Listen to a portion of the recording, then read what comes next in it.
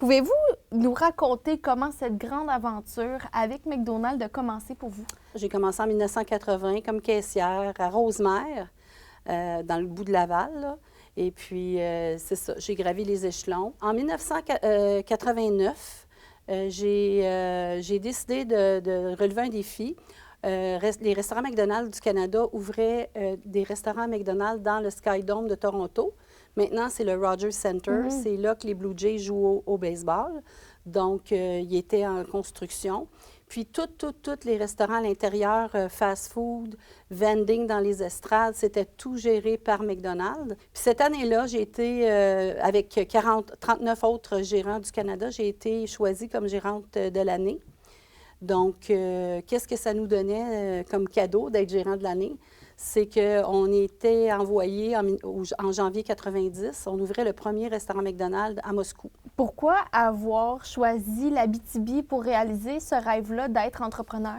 Bien, c'est que l'opportunité, c'était les restaurants qui étaient à vendre à ce moment-là. On me les a offerts. Je pense que j'étais rendue là dans mon parcours de vie. 23 ans en Abitibi. Et là, 5 restaurants plus tard, quel est votre plus grand accomplissement? Bien, je vais dire que c'est mon fils, mon plus grand accomplissement. Là. Une maman qui dit que c'est pas son enfant, ses enfants, c'est quelque chose. Mais c'est sûr que qu'est-ce qu'on a bâti en Abitibi, pour moi, c'est un très, très grand accomplissement.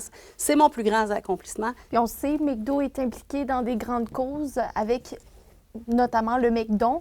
Comment est-ce que vous faites pour redonner à l'Abitibi-Témiscamingue avec tout ça? Oh, ça, c'est une bonne question.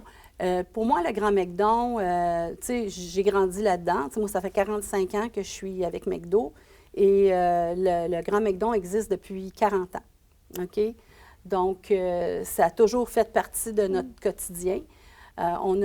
Présentement, on a 16 manoirs Ronald McDonald au Canada, 19 salles familiales dans des hôpitaux spécifiques au Canada.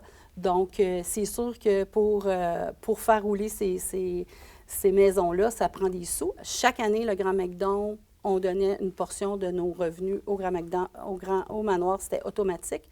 Parce que 30 des familles qui vont au manoir à Montréal, c'est des gens de l'Abitibi-Témiscamingue. En terminant, qu'est-ce qu'on doit retenir de votre parcours en entrepreneuriat? Le plus beau conseil que je peux donner aux gens, c'est de ne pas rester tout seul dans ton petit coin à penser qu'il y a juste toi qui as ce problème-là.